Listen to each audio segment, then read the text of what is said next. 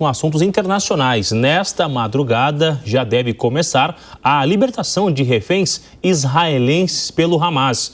Até aqui, o cessar-fogo continua e o acordo de paz está mantido. Sobre as expectativas para o futuro dessa região, a gente conversa agora com o especialista em assuntos internacionais, o professor Alexandre Pires. Que bom recebê-lo, senhor, aqui ao vivo na Jovem Pan neste domingo sobre esse acordo. A gente já viu outros acordos também que foram firmados, mas acabou não funcionando. Já vimos também liberações de reféns e voltou a ter conflito novamente. E agora, o que esperar sobre essa liberação nas próximas horas? Uma ótima tarde ao senhor, professor. Eu que agradeço o convite, uma ótima tarde também. É sempre uma questão ali de prazos, né? Ou seja, um cessar-fogo ele pode ruir pelo fato de um lado não cumprir os prazos. Nós temos aí um processo bastante acelerado que parece que para se concluir nesse momento, né? Ou seja, obviamente que nem todos os reféns, aqueles em que os restos mortais ainda não foram localizados, vão ser entregues. Existem também restos mortais de conflitos anteriores, mas há uma certa complexidade. Parece que o principal obstáculo era uma exigência do Hamas que algumas lideranças que estão presas em Israel fossem libertadas, né? E parece que isso quase colocou o cessar-fogo e o plano em risco. Mas agora nós temos ali mais algumas horas até a madrugada para ver essa libertação.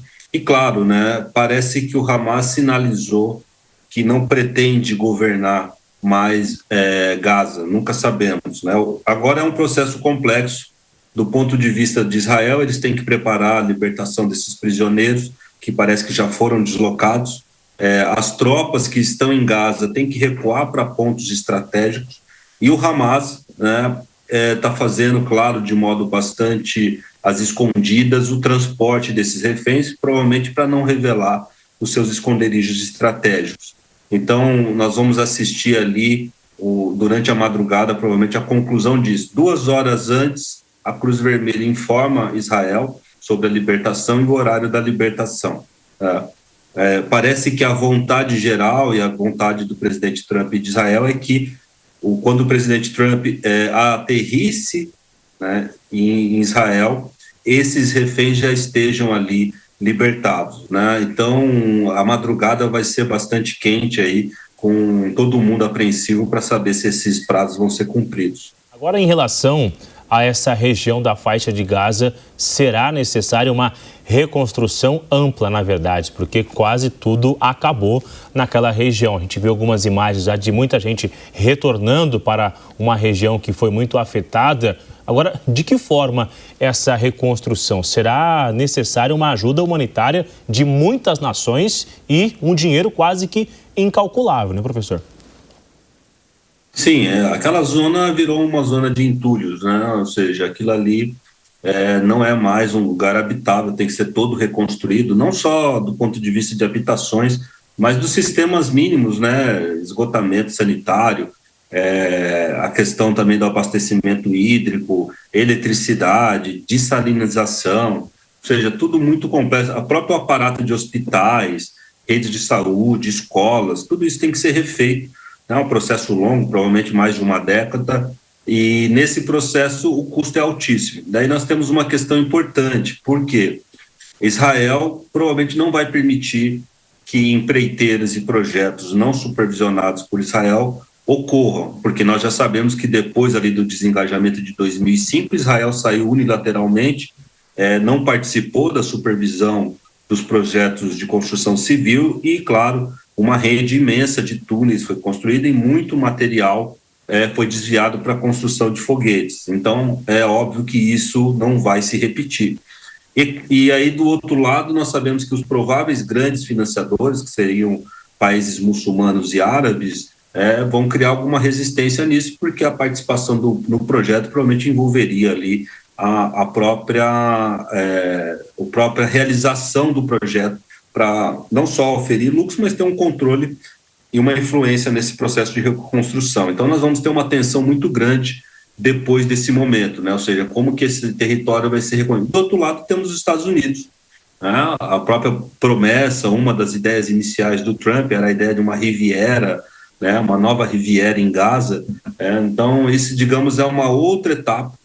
Aí, depois dessa primeira fase, temos uma segunda fase ali, bastante complexa, que seria esse processo de recuo de Israel militar, a construção daquela força que está no plano de Trump, que seria uma força de estabilização internacional, a questão extremamente complicada da deposição de armas por parte do Hamas e o fim do grupo, a aceitação do fim do grupo, ou seja, ele não seria transformado ali num partido político ou numa força governante. E então tudo isso ficou para a segunda fase para viabilizar essa soltura de reféns e também a soltura de prisioneiros e a libertação de reféns. A gente já falou aqui sobre a outra liberação de reféns lá em janeiro, início do ano, na verdade, e a gente viu as imagens, espécie de uma cerimônia rápida ali, os homens do Hamas com uniformes novos, limpos, armamento muito forte. Há uma espécie de uma intimidação durante essa cerimônia de liberação de reféns, professor? Sim, eles usaram aquilo para propaganda, né? Inclusive, teve até, a meu ver, um efeito estratégico não esperado. Né? Se Israel tinha dúvida se o Hamas estava vivo e forte, operante, naquele momento ali, entre janeiro e março, ele viu que todo o esforço de mais de um ano ali não tinha conseguido desmobilizar o grupo e fazer com que o grupo se enfraquecesse.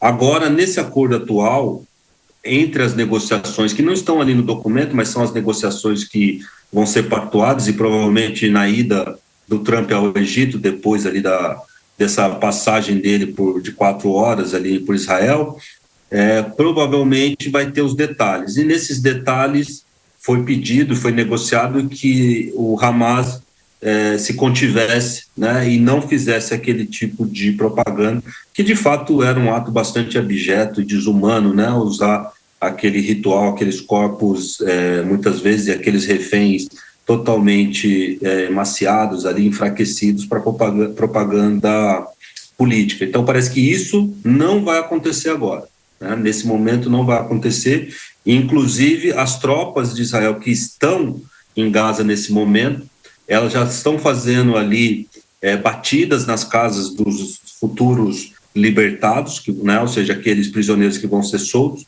e uma recomendação fortíssima de não haver nenhuma movimentação ostensiva por parte das famílias e dos grupos, ou seja, é algo para ser bastante discreto, essa entrega, para não ter nenhum ato de comemoração no sentido de uma vitória, né? Então, parece que nesse momento, ao longo da madrugada e do dia de amanhã ali, nós vamos ver um comportamento bastante distinto daquilo que nós vimos em janeiro e fevereiro do começo desse ano. A gente segue de olho, a nossa equipe de internacional em contato com o senhor, inclusive, para acompanharmos essa liberação nas próximas horas, até amanhã cedo, segunda-feira, muito importante, momento sensível também sobre essa libertação de reféns, e a gente volta a conversar logo mais sobre esse assunto. Muito obrigado pela entrevista, professor. Eu que agradeço o convite.